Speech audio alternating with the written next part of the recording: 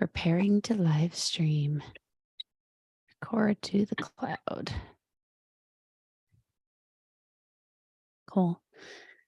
So for those of you, hey, Matt, hey, Ratchet, we're going to go live here on YouTube also, because I did ask my photo insiders how they felt about just doing some of these live things live to everybody. And they said they're okay, but the recording is going to only be for photo insiders. So this is a Photo Insiders live broadcast in the chat for live. I'll give you the link if you want to join photoinsiders.com.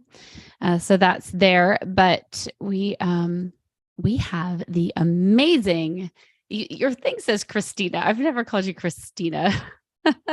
Yeah. It's Kristi. All the friends call me Kristi. Yep. Oh, Yeah. good.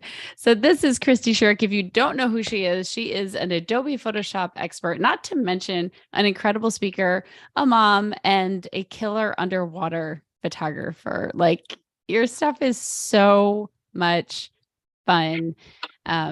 So very excited to have you here. What Kristi's going to do is teach us some Photoshop techniques that I know I'm going to be writing down my notes. I've got my paper over here.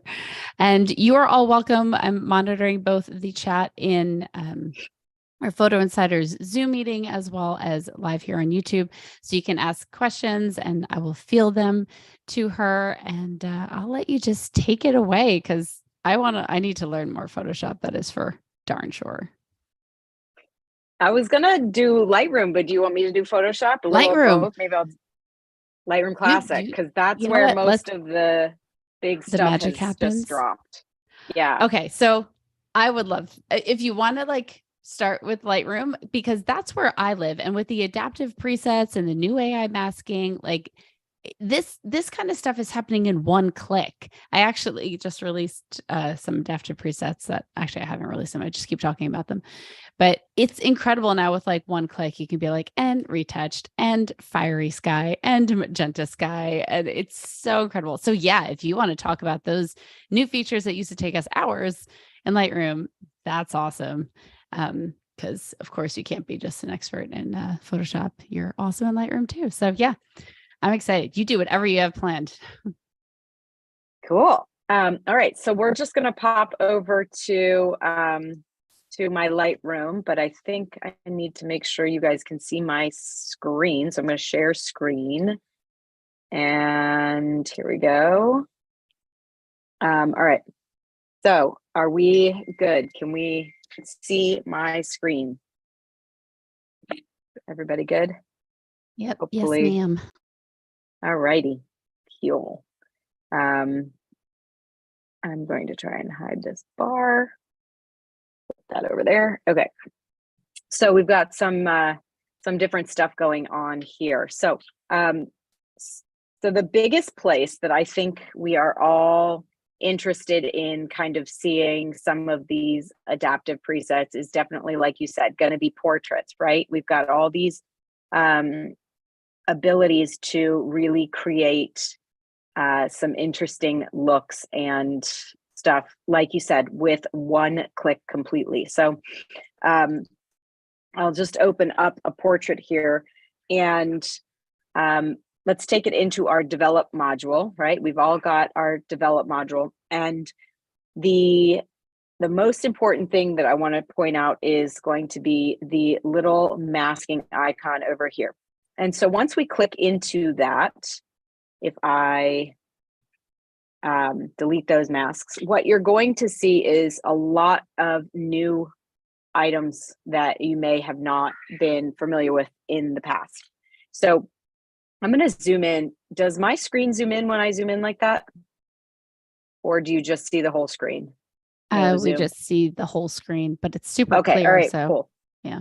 So I'm going to just that thing use is cool. my call outs. Right. Okay. So I'm going to use call outs for this. So we've got select subject. We are familiar with select subject. We have select sky, but now we have select background. And if anybody out there is doing anything with studio portraits, select background is going to be your new friend.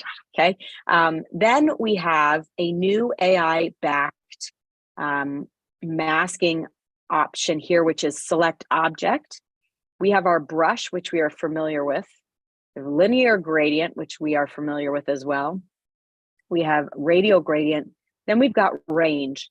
Range you can either do by color or by brightness, darkness range. So what that means is you have a plethora of different ways to make a selection of just about anything in your file. And on top of this all, now this is the most exciting thing for me, is when you click into this area here called people, and you click on a face. If Lightroom Classic finds a face for you, it's going to click on that face, and you're going to be able to make a selection of the entire person, the facial skin only, the body skin only, the eyebrows, the eye whites, eye sclera, iris and pupil, lips, teeth, and hair. Well, teeth, there aren't any teeth in this image, but hair, they're going to make a selection for as well.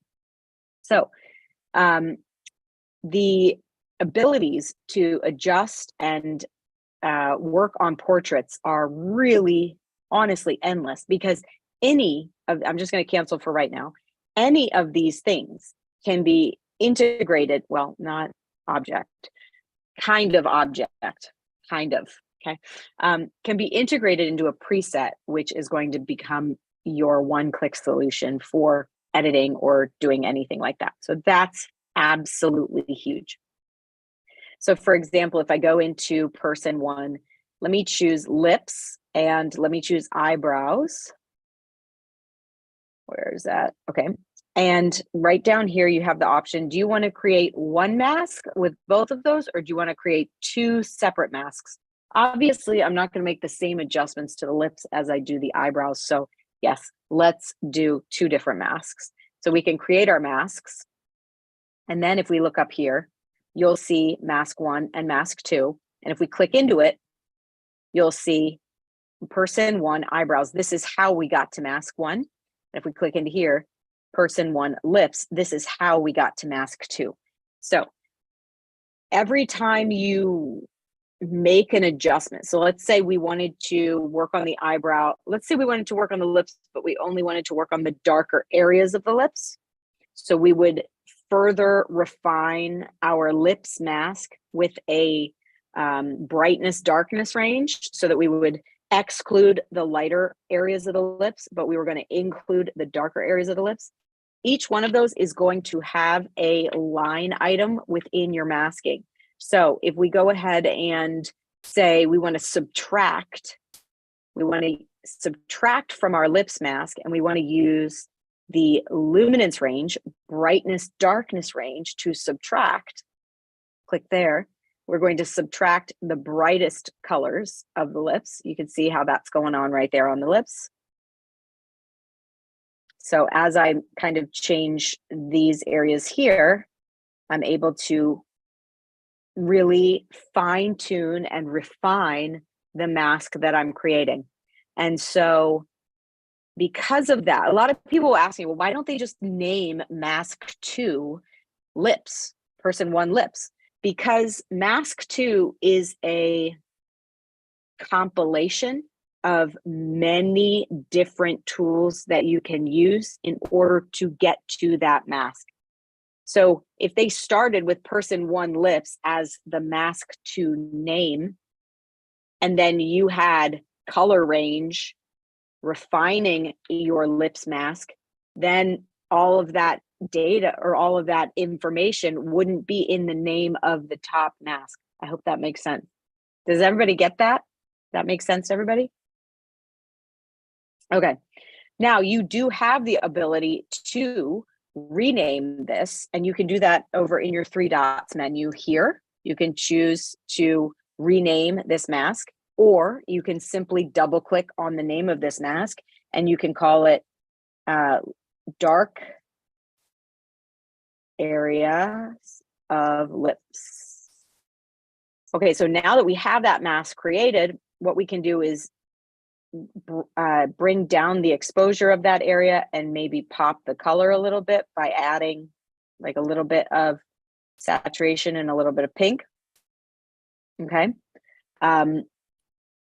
If we want to come in and make any adjustments or refinements, we can click on this again, which is going to bring up our luminance mask again.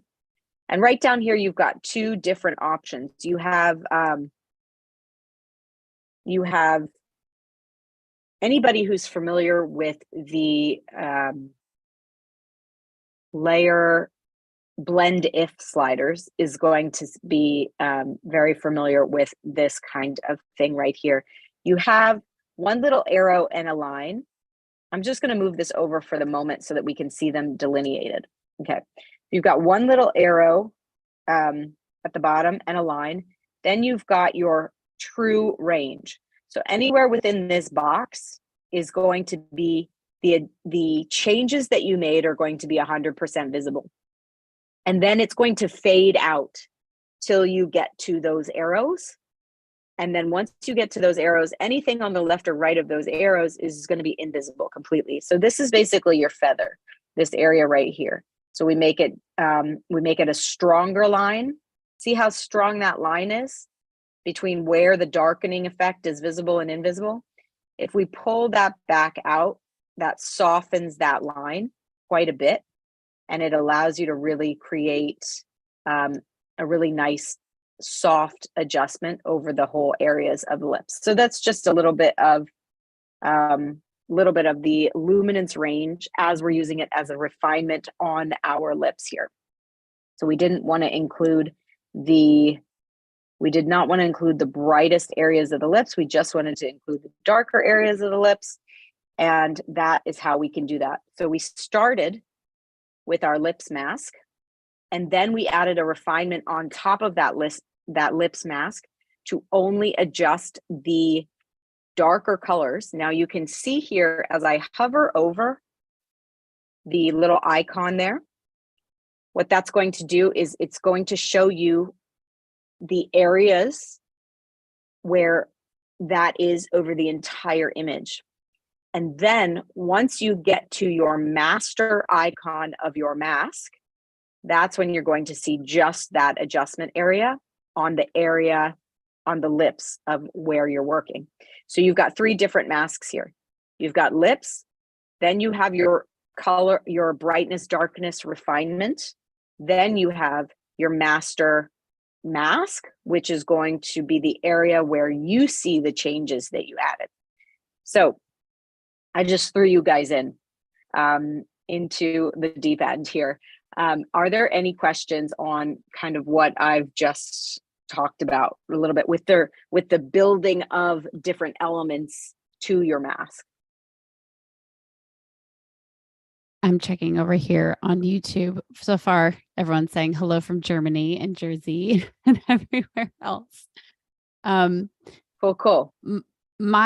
I guess my question, and this has to do with like retouching overall, just like as you're going through this and, you're moving sliders and it's really easy to accidentally go over on retouching. What do you do? Like, I don't know, to like look away for a second, like to make sure you're not going overboard and somewhere unnatural. Sure. A lot of times I'll use the backslash button anytime to see where the image was when you brought it into Lightroom. So for most people, it's going to be raw. But as you can see here, I was playing around. So my before looks like this.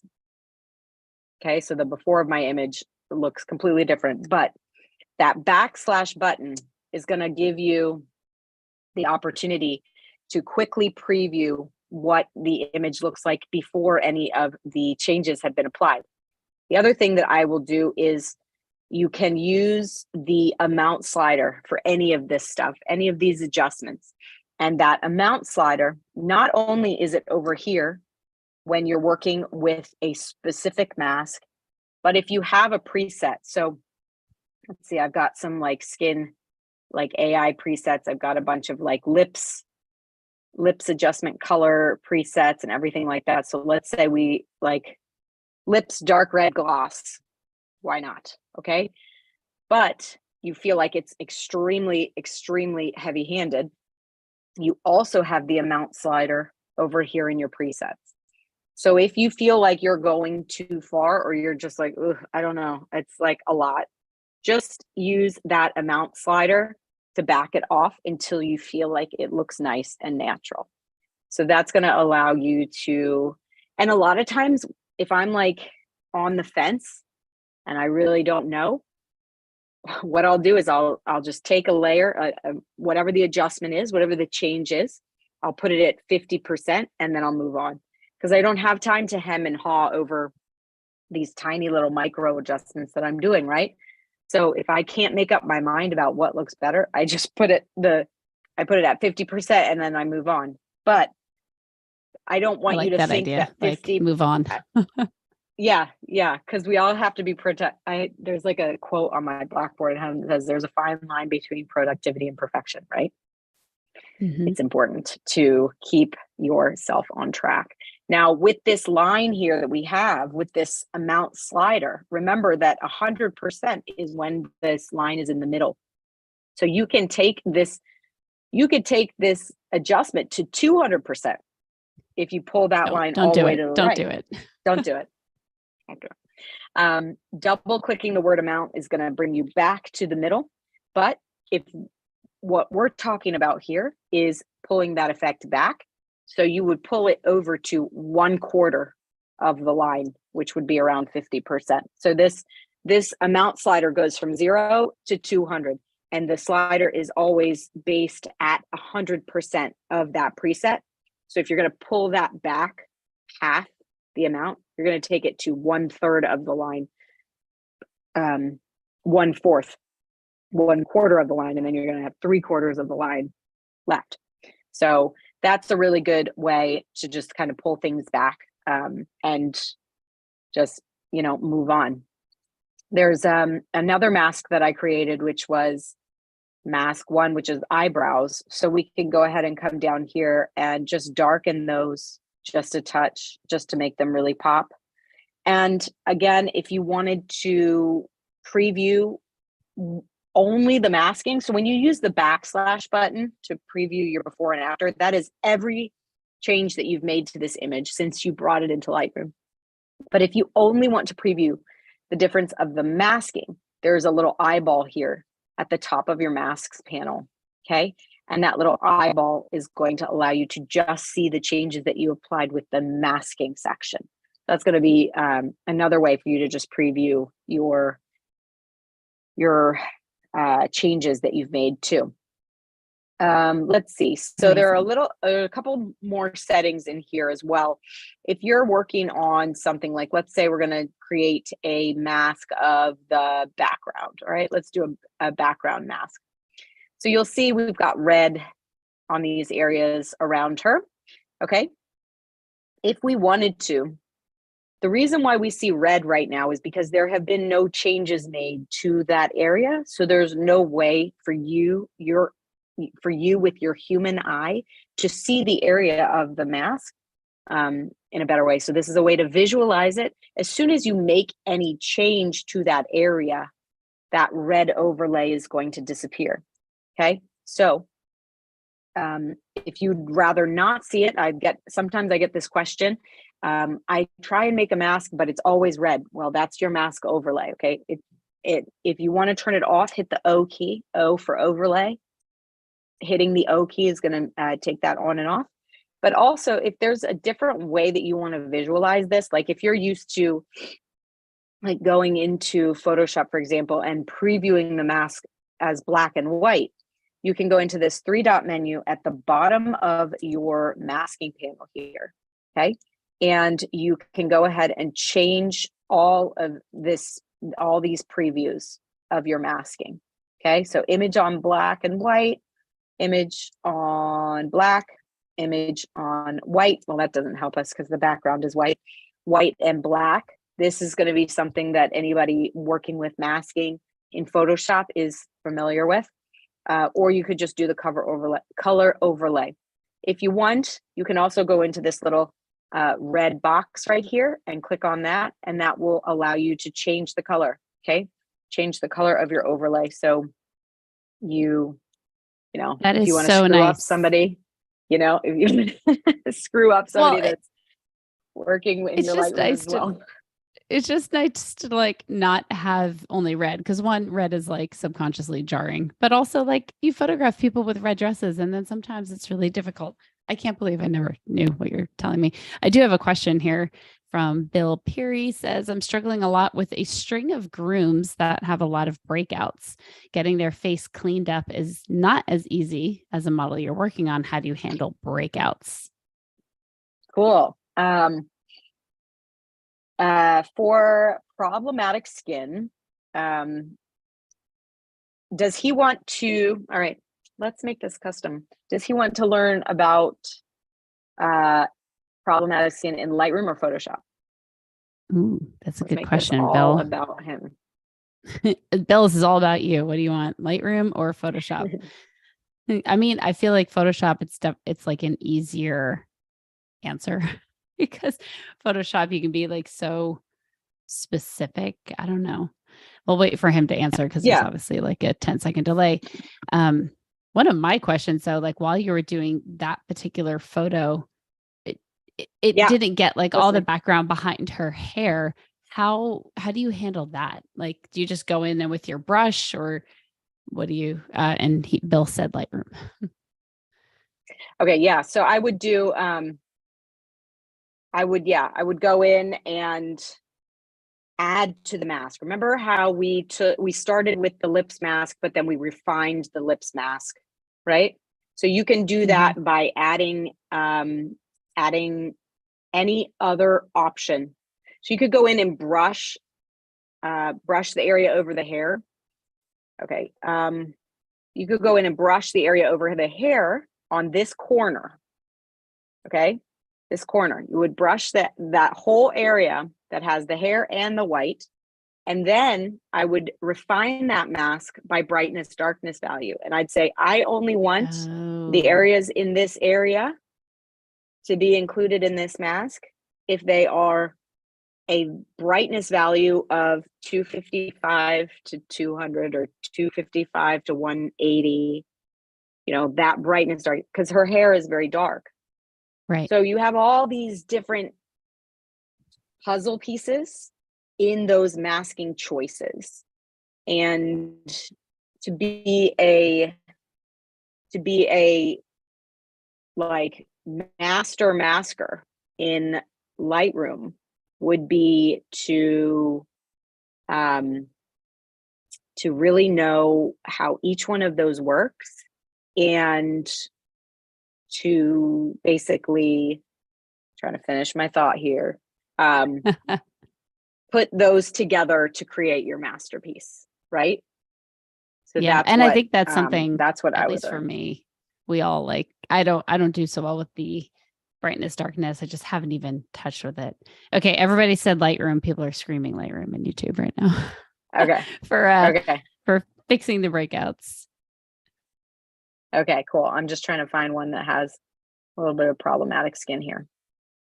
I could take a Oh, I know picture of who my has. face if that helps, because man, I've had the biggest pimples all along my chin, all over the place.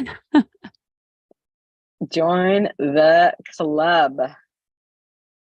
Join the club. All right.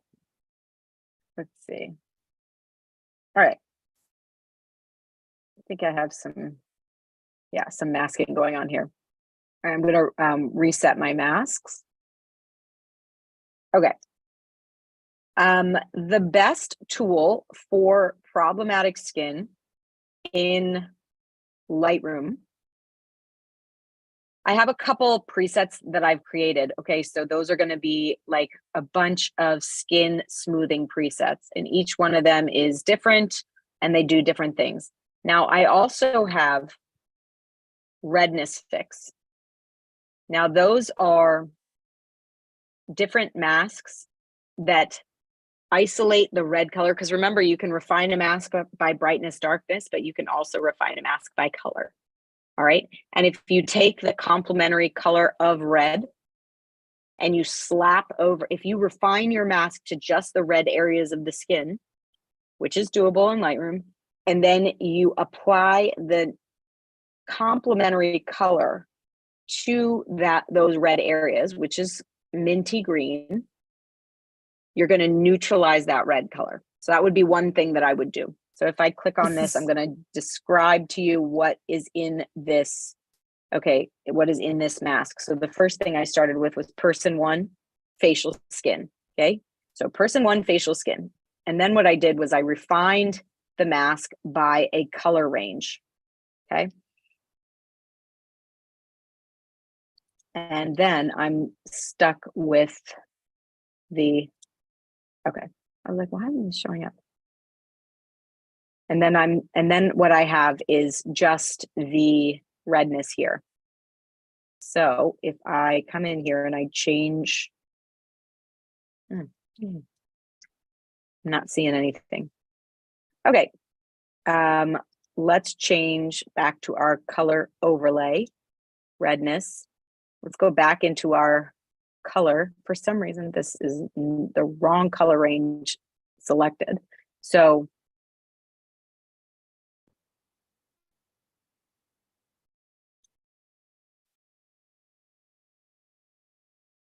okay, so do you see that there? I think I had just constricted it too much.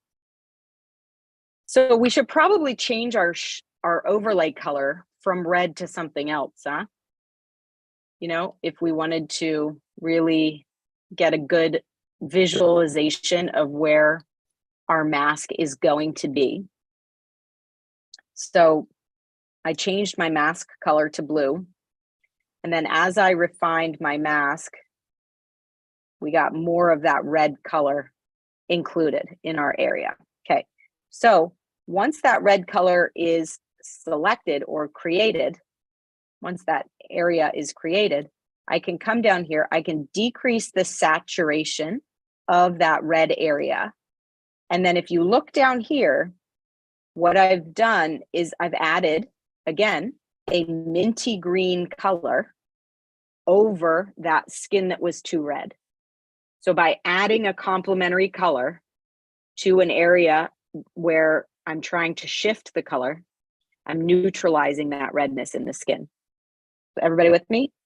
Yeah, that's how when you go buy makeup for redness, it's always like Right. a green tinted makeup. Exactly. Exactly. Yes, us women, we understand the trials and tribulations. Okay. We do. The next thing that is going to be your best friend when it comes to blemishes is one of the new tools that's been integrated into Lightroom, and this is your remove tool. Hold on. Come on, give me the name. It's the content aware, right? It is. There it is. Content aware remove. Yep. Yeah. So this is going to be like your heal or your clone options, but you do not need to tell it where to grab its information from. So what that means is it's a much quicker fix, and you're able to go through a lot faster and do your job. Okay. So we'll make our spot just much smaller, and we'll come in here and we'll start clicking away. And because we don't have an area, we don't have to like click and drag and relocate where we want the area to be. We're able to get this done much, much faster. Now, if there is a blemish, for example, that you don't really like the result, you can choose to refresh the remove result that they gave you. Or you can use the / key, and that will give you a different result every time. And if I zoom in here, you'll see that it's giving me a different result right here. Okay, if I'm hitting the / key, hold on. These keyboard shortcuts are like worth the price of admission right now. Right, yeah, definitely. So every time I do the / it's going to give me a new, like, I don't really like what you did there. Let me do a new one. You know what I mean? So that's really going to help tremendously in terms of like your time and stuff like that. So if we look at the before and after, we can do that. And then hitting the H key is going to hide all those obnoxious little icons that tell you what you've done in this area, okay? So that would be the fastest way, those two things. And you can, and again, remember with when it comes to the redness removal, you can turn that into a preset. Select red color, refine it so that you're only selecting the red color on the facial skin, right? Then add a minty green overlay or color overlay to that red area on the skin. And, you know, in a lot of ways, that'll get rid of, like, I don't know, 30% of your, you know, your blemishes. And it'll just make it look so much better just by doing that. And then you can do the blemishes. And then if you wanted to, you could do an overall skin softening of the, you know, the overall skin on the face. Now, when it comes to doing an overall skin softening with men, I would usually increase the texture and decrease the clarity a little bit. Not too much, just a little bit. But by increasing the texture as well, you're still getting the grit and you're not making it look too soft. Okay, so that's just a little bit of couple tips that I would give for groom skin issues.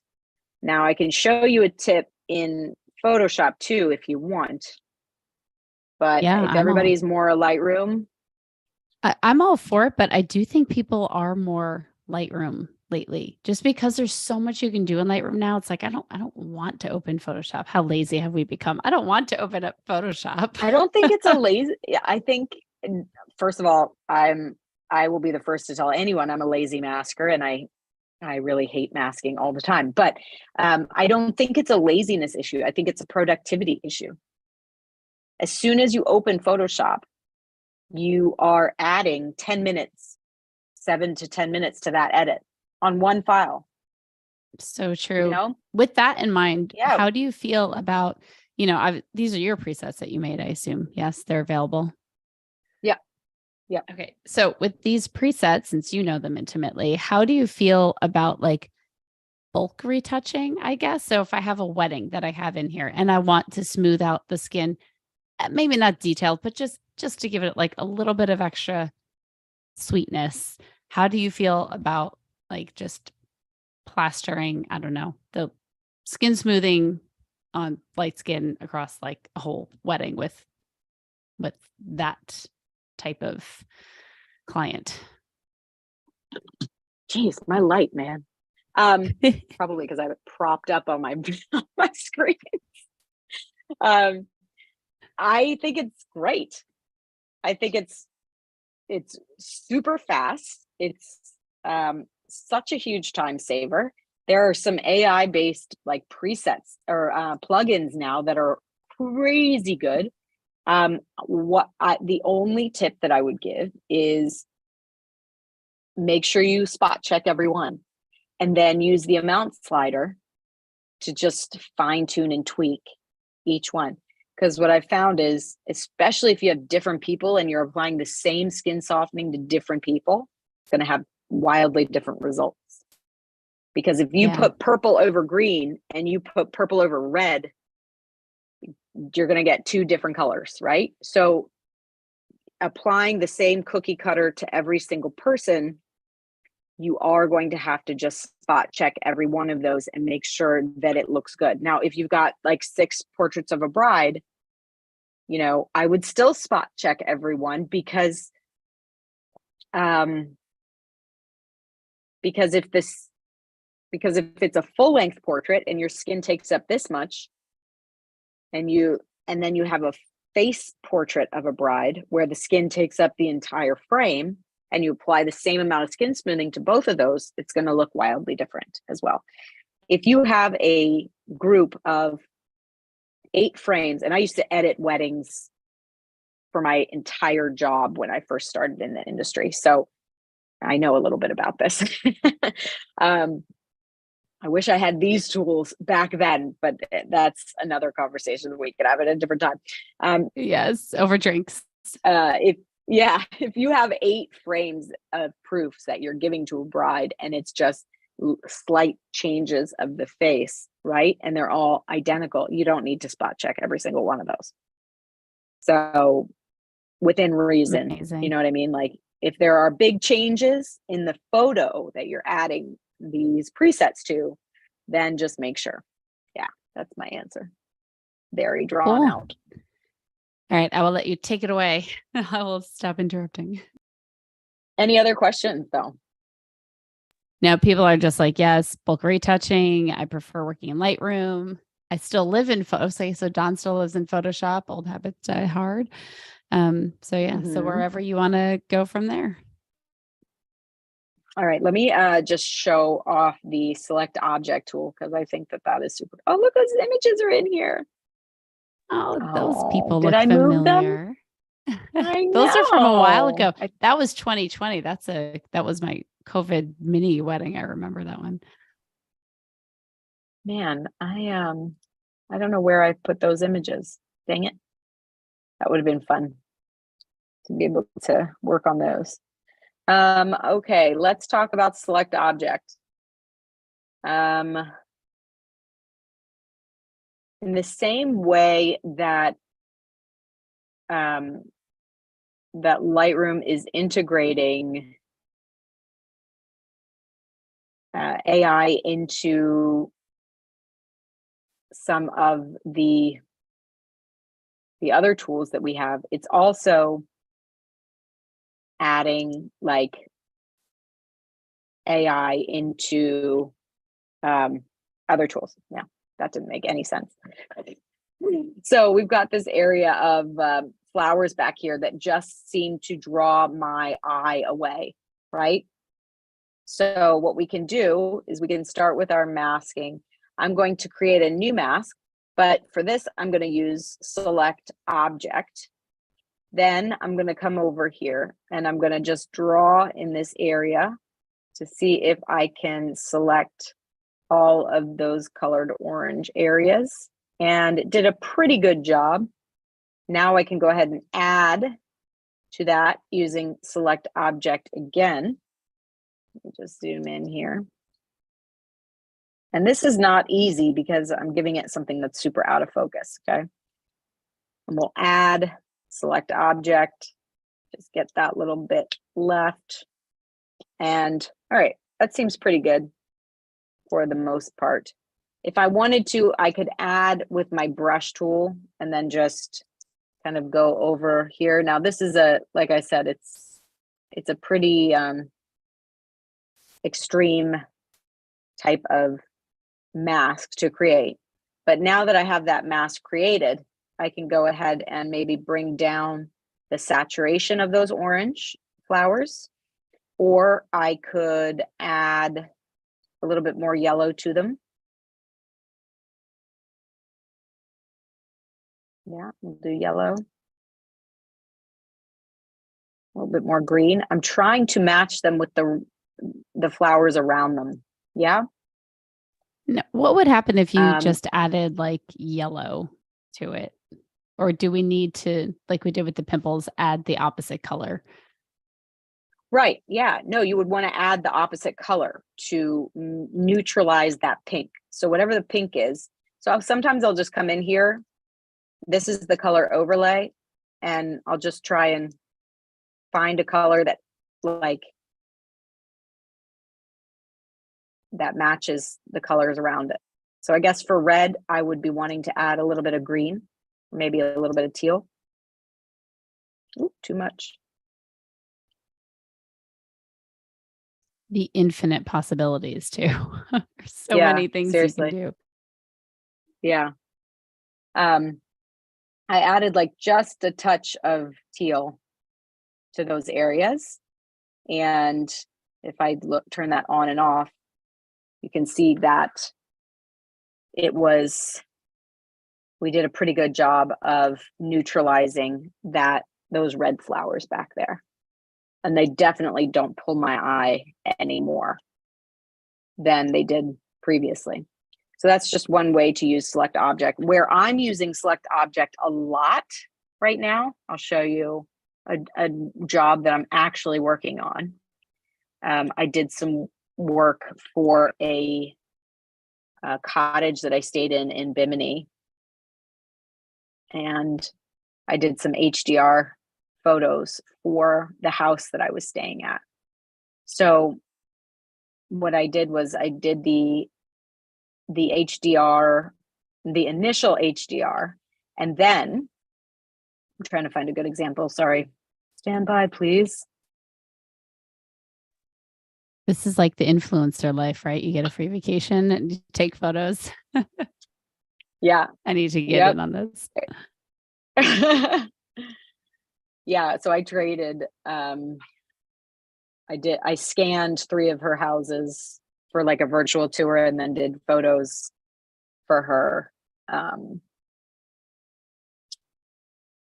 in exchange for accommodation. And it was awesome.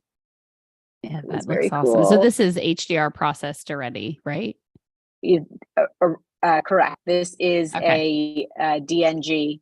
This is a DNG. It's already an HDR, but what I'm going to do is I'm going to start and I'm going to create a new mask. And the way that I'm going to do that is by select object. And then I'm going to zoom in here to this window and make my brush a little bit smaller. And I'm going to paint. I don't have my tablet plugged in right now, so you're going to have to bear with me because I'm doing this with a mouse. And I'm going to paint this area here. And then what it'll do is it's going to try and find the edges around this area that I painted and find me a good appropriate mask with the edges. So it did select a little bit of the window in here. So what I can do is I can choose my subtract option from this mask, right? Choose subtract. And I'm going to choose subtract object, same way. And I'm going to come along here and I'm just going to pull that out. And then it looks for that edge as close to where I'm trying to edit it as possible. So object, subtract again. You can get really detailed in here with this. And the advantage of this over just the brush tool is that it's using AI and realizing that you're trying to select an object and helping you do that. Correct. Yep. It's going to look for a specific object in it, and then you're going to be able to adjust what's in that area. I mean, you had auto mask for a while with the brush tool, but oh my gosh. I mean, that thing caused more problems for me than. That was cute. It was cute. Good try. Good try. Yeah, no, select object is significantly better. So if I wanted to come in here and let's just say I wanted to do something with the pillows. Oh, we got new pillows and they're orange. Okay, great. Well, that would have been nice if I could just photograph them instead of having to do this in post, but go ahead and do that. And then change the color to an orange pillow instead. Yeah. Screen recording. Not right now. Thank you. Okay. We're already doing that. I know. Yeah. So again, orange pillow. There we go. But because of that select object, it allows you to make those changes like infinitely easier. You know, let's see if it'll get the reg here, because this is pretty complicated. I feel like you're asking for it right now. I know. Well, it didn't do a perfect job, but remember earlier when I said refine a mask by the luminance? brightness, darkness with the hair? Yes. I listened. By luminance. Yes. So we could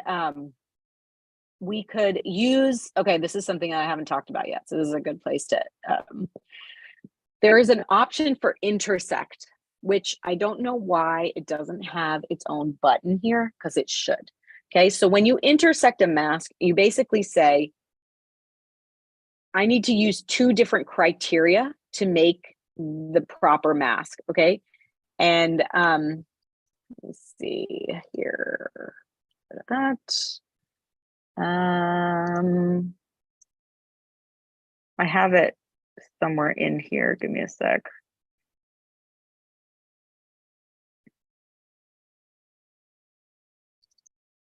Is it in here? Yes. Brilliant. Okay, so you have the select sky. Okay, that's going to select your entire sky with clouds and the blue areas.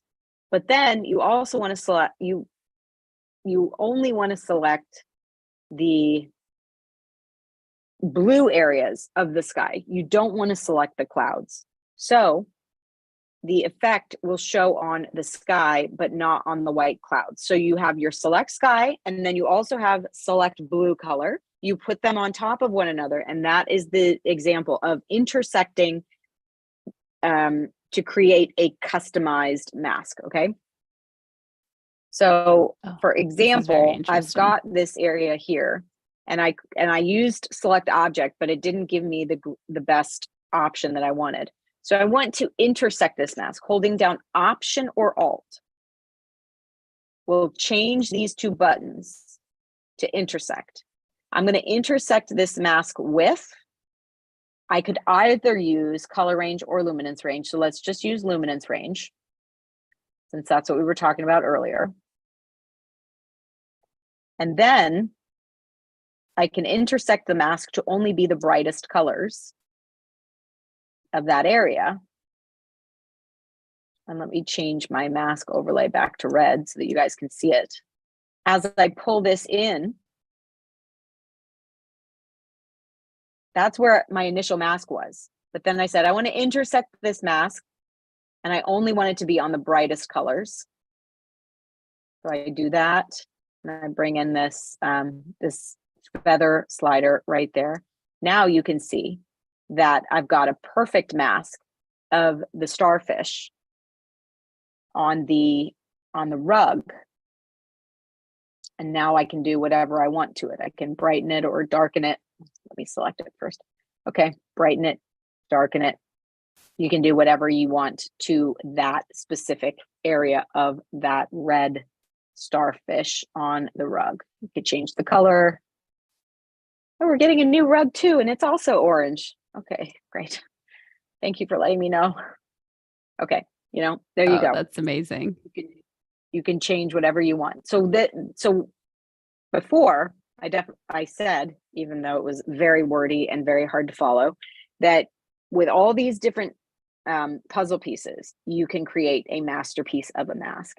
And the way that you do that is you learn each one, you understand what the proper application is for that specific mask, and then you can apply your changes. And I do always want to, one of my retouching mantras, I'll close on this. One of my retouching mantras is 90% of what you do in Photoshop or Lightroom can be done by changing a pixel's color or its brightness, darkness value. And you can do all of that in Lightroom. So there's less and less reasons for you guys to be going into Photoshop. And the really nice thing about all of these options is that you can copy and paste them to other images that are similar,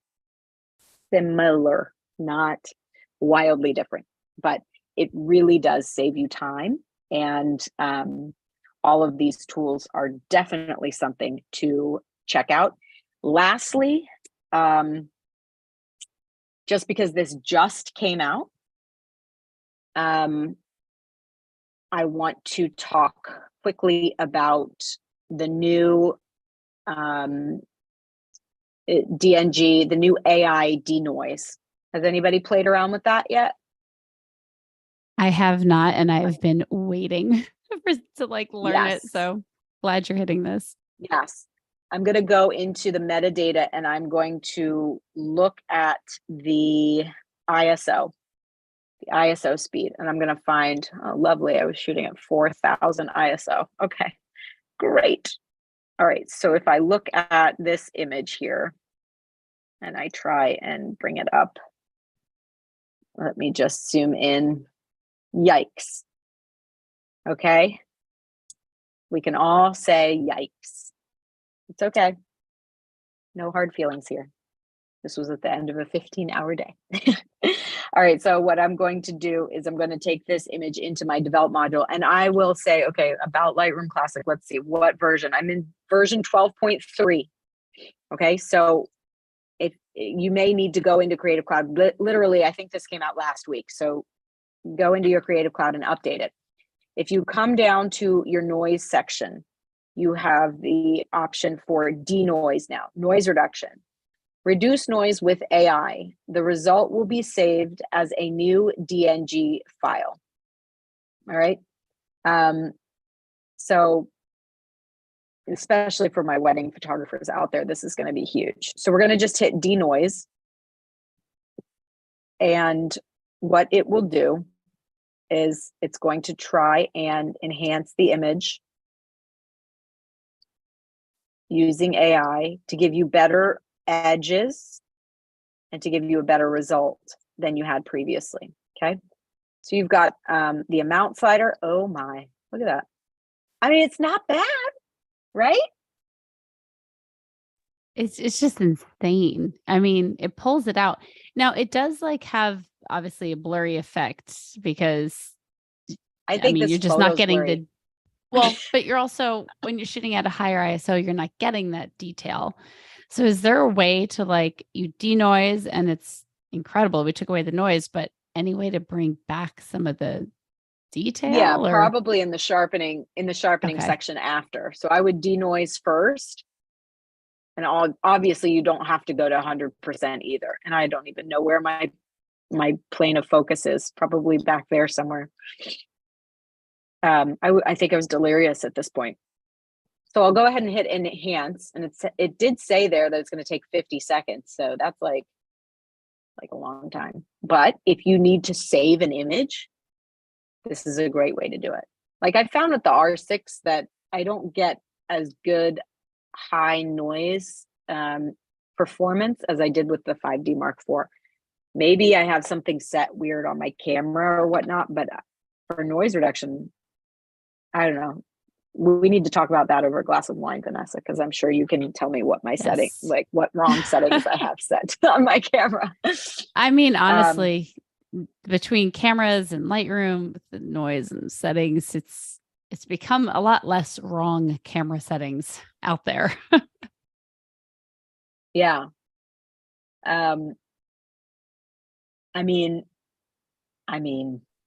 it's crazy. I mean, before we would have just had to turn this into black and white and call it a day. Yeah. And it's an artistic choice, right?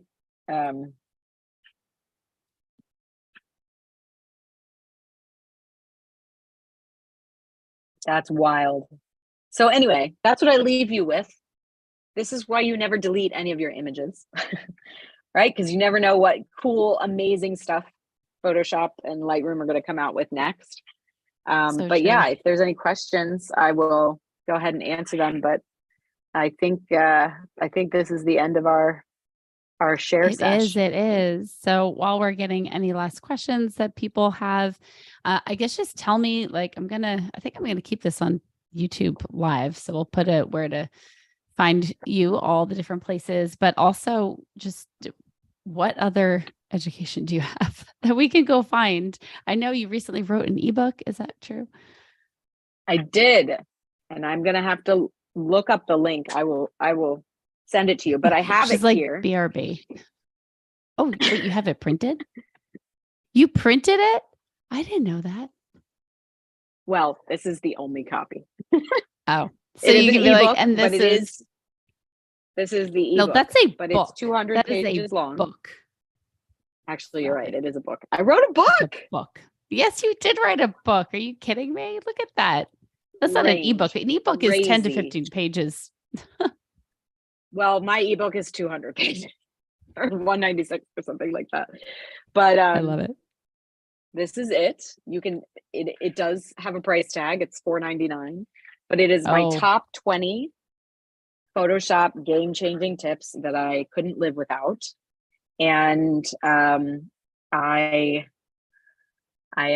just in love with it. I'm going to find the link and I will put it in the chat. So give me just 1 second. So if there's anything you want to yes. pitch while I'm looking for this, Vanessa, No, I mean, well, so if you're go watching ahead. on YouTube, this this is going to live on YouTube because I think it's kind of great.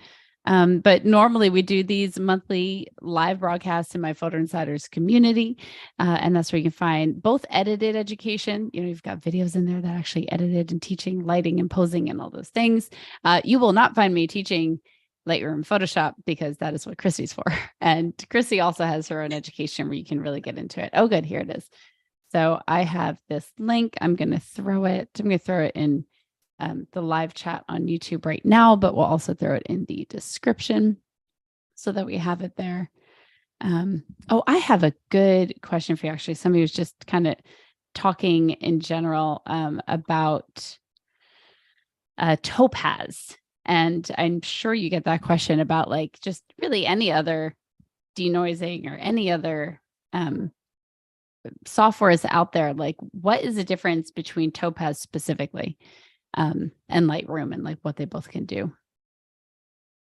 I think they're very similar now. I know Topaz came out with their AI denoise a lot earlier. But I'm pretty sure that the same, actually, I don't know, but they both use AI. So I'm not sure if they're both using the exact same algorithm or learning engine or whatnot, but they do both incorporate that in. I was really impressed by Topaz Denoise and also Topaz Sharpen. I've used that a lot. And Denoise, I almost run all of my underwater images through AI Sharpen and Denoise. So I'm a big proponent of them and I have no affiliation with them. So wow, just awesome. good old regular good vibes from them. Yeah. Yeah. I mean, because there are so many different things. And then we all just end up working in the places we like to work in. And that's what it comes down to, right? Yeah. Yeah. But it's nice now that we don't have to leave Photoshop for the noise stuff. Yes, absolutely. So, so true. Well, awesome. I am so thankful that you were here. And I know all of my photo insiders are going to enjoy watching this over and over again because anytime I learn something about like Photoshop or Lightroom, I'm like, oh yeah, I totally get it. And then I go do it myself and I'm like, I don't get it. So make sure that you guys, watch this a few times, pin the video, favorite the video, and then definitely check out Kristi and all the education she has. I'm assuming you sell those presets that we saw that just do all the work for us so we don't have to learn to do things. That's amazing. That's where I'll be going next. Yep. And you definitely have plenty of education. Where you most likely to be found? Do you have a favorite social media? Instagram. Okay. Would be where I'm most usually found. And yeah, and then I'm not sure the AI presets are out yet, but they should be out like within like a week or two. And then they may be on the site already, sharkpixel.com. I'm just not positive yet. It's been a week. Okay, cool. We'll put sharkpixel.com up here. Just getting it all in the places and Instagram.com/sharkpixel. Is there an underscore in there? Shark_pixel. Yeah. Shark_pixel.